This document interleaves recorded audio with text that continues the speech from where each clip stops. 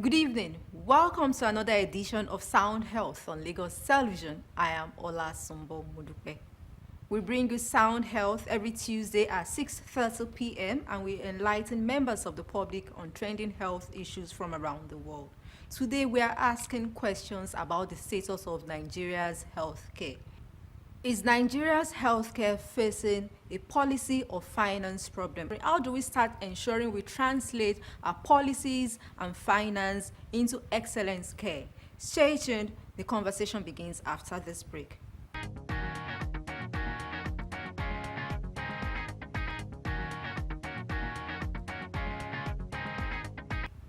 The program is still Sound Health on Lagos Television. Join us via Zoom this evening to take a look at Nigeria's healthcare policy and finance. Is Safiya Shuaibu Isa. She is the Director of Advocacy and Partnerships at Nigeria Health Watch, and she is going to tell us what we need to start doing to change the narrative about policy and financing in Nigeria's healthcare system. Good evening, Safiya Shuaibu Isa, and thanks for joining us. Good evening, Olasumbo. Thank you for having me. All right. It's long overdue. We've been discussing about universal health coverage for over some decades now. In less than 4 years, the deadline is about to reach our doorstep. Tell us, if you're to assess our efforts so far in healthcare generally, how has it been?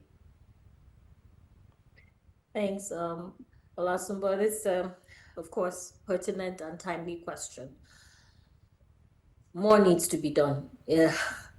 Short answer. But I would also say that, there are steps that have been taken, especially in recent times, to show that, there is this level of commitment from government, and we're really working to see how we can currently strengthen the existing policies and guidelines and frameworks that exist to make sure that we get to achieving universal healthcare coverage by 2030.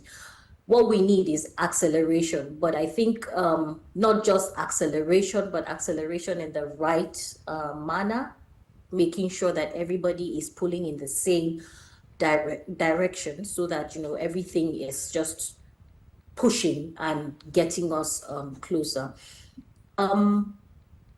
Primary healthcare is definitely the bedrock towards getting us to achieving universal healthcare coverage. It is supposed to serve, the purpose of preventive, curative services that will improve population health outcomes. This is where you're supposed to access your routine immunization for your children under 5, antenatal care services, even screening and diagnosis of non-communicable diseases. So it's everyone can be covered across the life cycle, from pregnancy to even elders can access very quality services at the PHC that would help us improve our population outcomes. But we have, I think, historically suffered an underinvestment in primary healthcare.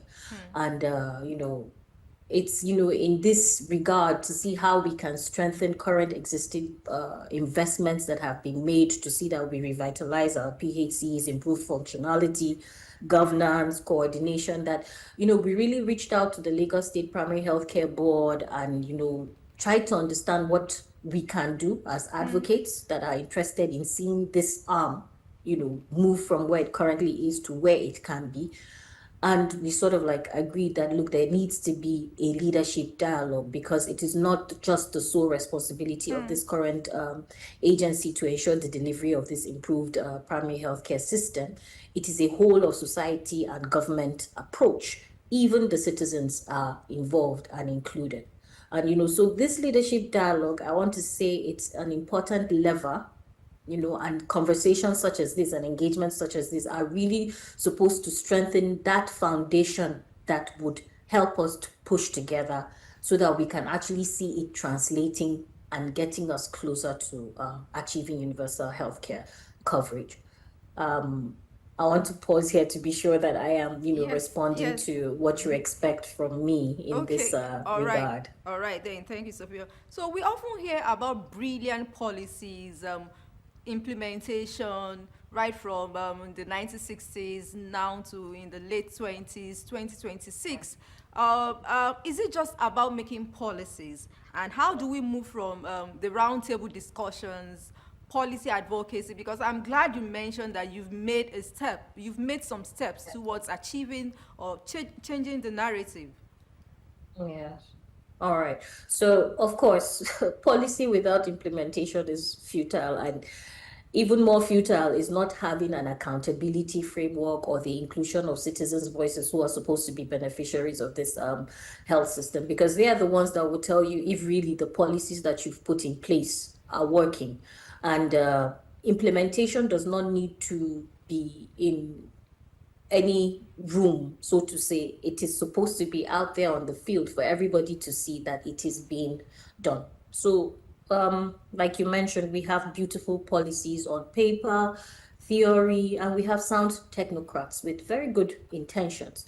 But for some reason, there's always a disconnect between implementation. A number of factors have been blamed for that. But I think more than anything else, what we and everyone else that is, concerned about this space wants to see is a move from the rhetoric, the theory, to actual implementation. Now that we understand what all these problems are, we have kept on rehearsing and speaking about them. How do we get from this point to the next point?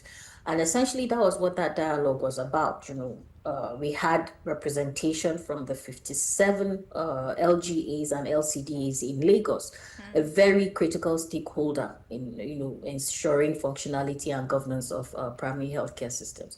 Because in our constitution, the management and operations of the primary healthcare system rests under the local government authority.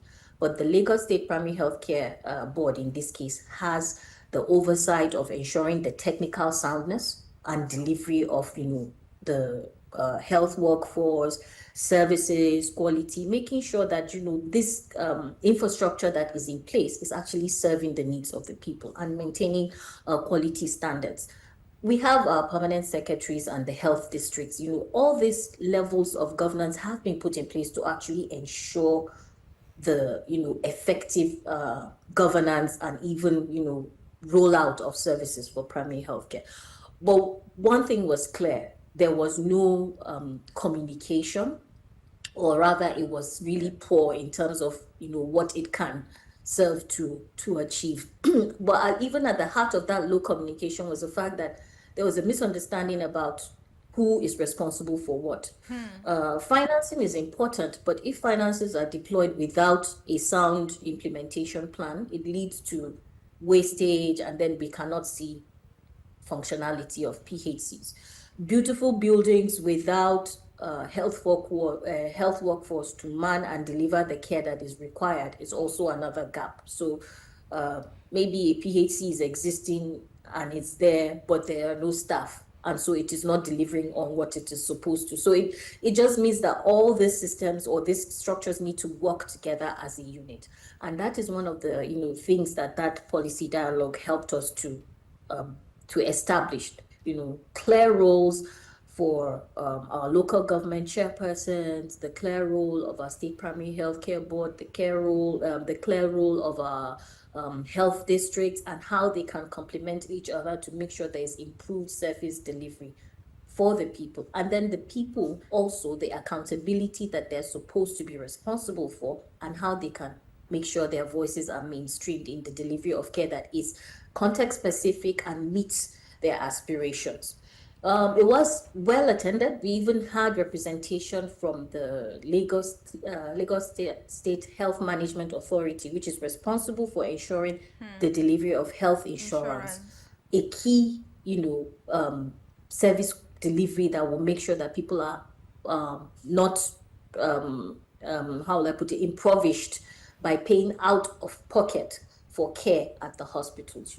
The health insurance scheme is a very important pillar in advancing us closer towards universal healthcare coverage, because we know that high out-of-pocket expenditure is actually one of the pain points of the people. It's one of the reasons why citizens lose trust in the health facility if they have to keep paying for services at very exorbitant costs. But the framework exists, that health insurance enrollment can reduce out of pocket expenditure. And if the awareness is there and more people are enrolled, more people are benefiting from it, it means that trust is being rebuilt, services are better rendered and delivered, commodities are available, health workers are better motivated to actually serve the community. So these are, some of the levers and the coordinating bottlenecks that need to be strengthened for us to actually advance closer towards universal healthcare coverage. All right. I'm sure so many highlights were drawn from that roundtable, high-level roundtable discussions. What are the key action plans for total reform for you at that dialogue? Wow. So many beautiful recommendations. What I'll say, well, I'll start by saying clearly that what we saw in that room was the commitment and willingness of the key stakeholders to actually collaborate. When the local government chairpersons expressed their concerns that they are not being informed about these PHCs that are supposed to be under their jurisdiction, they're not informed about the state of the PHCs, they are not told what the people are saying. And in fact, the oversight, has just been sort of like haphazard. And what essentially they were saying in that room is that we want to be carried along. If this is my responsibility, then tell me what is happening in my PHC so that I can do the needful. It's not just about coming to me and asking me to allocate more money. If I allocate more money, how are you being responsible or accountable for the funds that I have shared?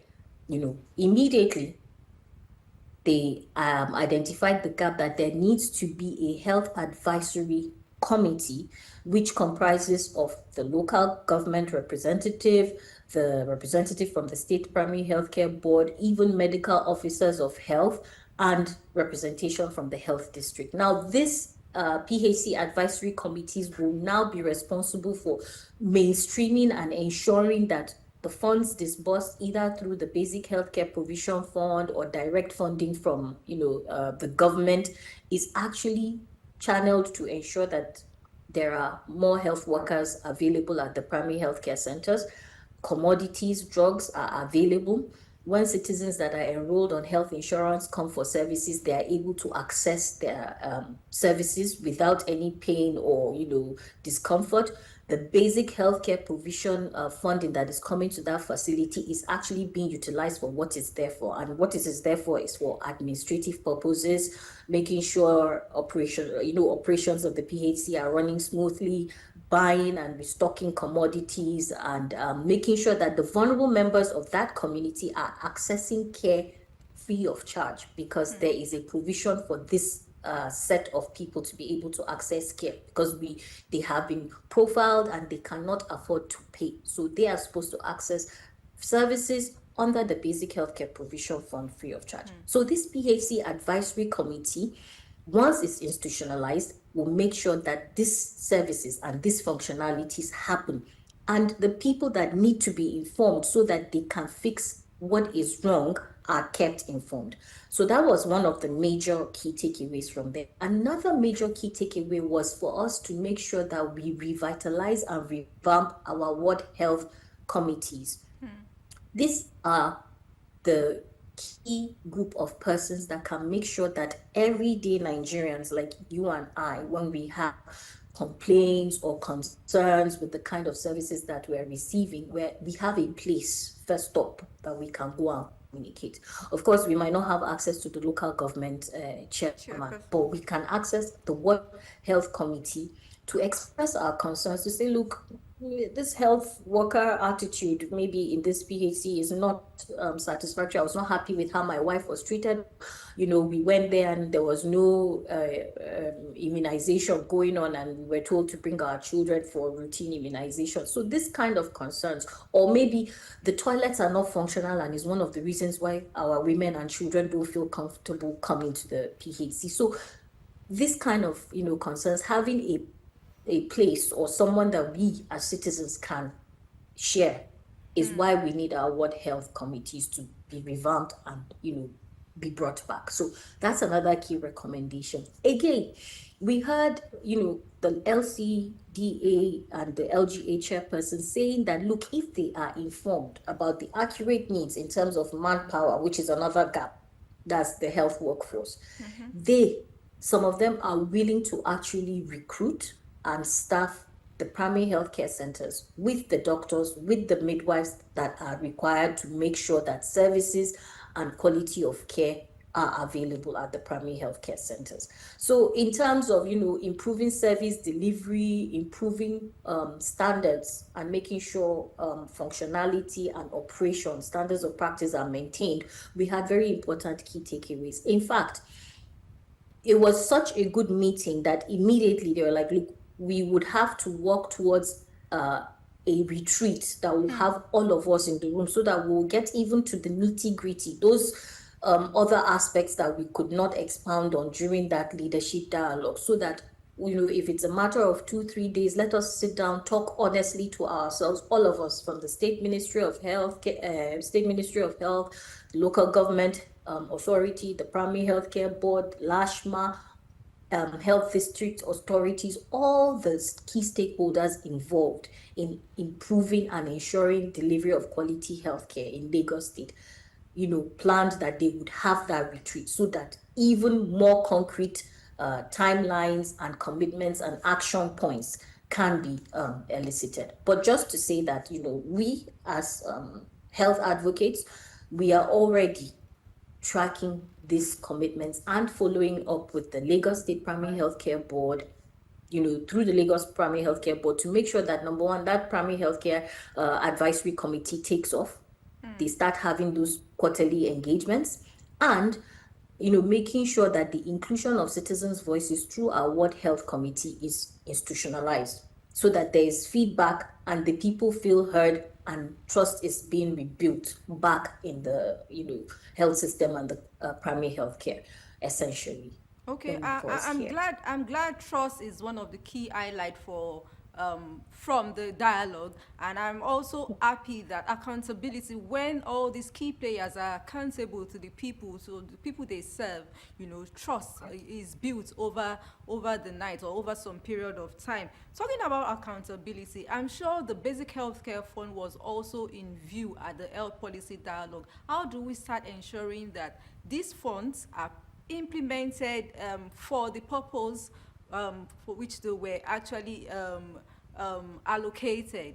How do we also ensure that the people that are going to comprise of, they are going to be a part of the committee or the wards, would actually hold this, not just the primary healthcare board members accountable, but as well as other key players like the healthcare workers, the community healthcare workers, doctors, as well as the primary local government chairman? Okay, thanks, Sumbo. I wish I had a direct answer that is going to give you clarity on this, but just to say that this is a space that we're closely watching, and honestly, we need to get it right. Currently, the Basic Healthcare Provision Fund is being released directly to the primary healthcare facilities, and different states have who they have assigned as signatory to that To the account. account. So it's like a direct facility fund. That's what, that's under the operational term for it. So it goes directly, and as I mentioned earlier, it's supposed to ensure functionality of the PHC in terms of ensuring commodities are available, administrative funds like payment of cleaners, ensuring water supply, security, and those kind of, administrative and operations services are available at the PHC. Different states have who signs those funds to access them from the accounts when they are made available from the state, from the what you call a federating account directly. What needs to happen is that there needs to be another level of maybe accountability and an observer committee, so to say, to be sure that, okay, the signatories, if it is the medical officer of health or the ward health committee or the local government chairman or the facility in charge that are responsible for signing for the release of these funds are actually delivering the services that these funds are meant for. And when I say an observer committee, is maybe give space for those listed individuals to allow maybe a civil society organization, for instance, to be the impartial partner here Do you think or when we observer. have, Safiya, do you think when we have some sort of private influence, the private sector influence, we'll get better results? I mean, I'm all for all hands on deck. Right now, where we are in our health system, anybody that can bring possible, way Growth. forward and efficiencies to improve the system is welcome. Private sector has shown that, they have the efficiency and they run very effective, businesses and models. So if there is something that can come in and help the government facility in this case, it's highly welcome. A civil society can be a private body. It is not. They're independent. They are there for the good of the people. They're not paid by. They're not supposed to be paid by the government. They're not supposed to be influenced by anybody. They're actually supposed to be the voice of the people. I'm using the word "supposed to be" because we know sometimes that the ideal is not always the case. But right now, civil society organizations serve as accountability mechanisms. So if they are given a seat at the table when decisions concerning basic healthcare fund are made, it is an important step. Even at the federal level, when ministerial oversight committees happen, civil society, the media, like what you're doing now, should be given a seat at the table to listen, to observe, so that they can now inform people or also be able to contribute and say, okay, look, we have observed that there are some discrepancies here and there, or if we do this and this, it will strengthen operations and make sure that there are no wastages or leakages. So that is the role of, us as advocates, civil society, and the media, to make sure that the voices of the people, and we're also serving as, checks and balances to make sure that there are no excesses. That's one way that we can make sure that these funds meet what they're supposed to do for the people. We also need, permit me to say that we also need transparency and access. So it's one thing for us to keep agitating as civil society and media, but if the government or responsible parties are not giving us that access and the information, it just makes us, appear to be speaking abstract without context. So enabling environment for us to be actually to deliver on our expected roles and duties. All right, in 30 seconds now, your final words. What would you like to see going forward? I want to see, first up, these commitments that we have, collaborated on take roots. For instance, the institutionalization of those quarterly meetings and the institutionalization of the primary healthcare advisory committees, revamping and revitalization of our ward health committees, and then the inclusion of citizens' voices in the delivery of primary healthcare services in Lagos State. These are the things that we really hope to see in this coming year, 2026. All right, accountability, inclusion of citizen voices in order to change the narrative in the healthcare sector. We need to start owning our healthcare systems. Safiya Shuaibu is Director of Advocacy and Partnership at Nigerian Health Watch. Thank you so much for your time and expertise on sound health. Thank you. Thank you for having me. You're welcome. Sound Health continues with trending health report from around the world. Please stay tuned.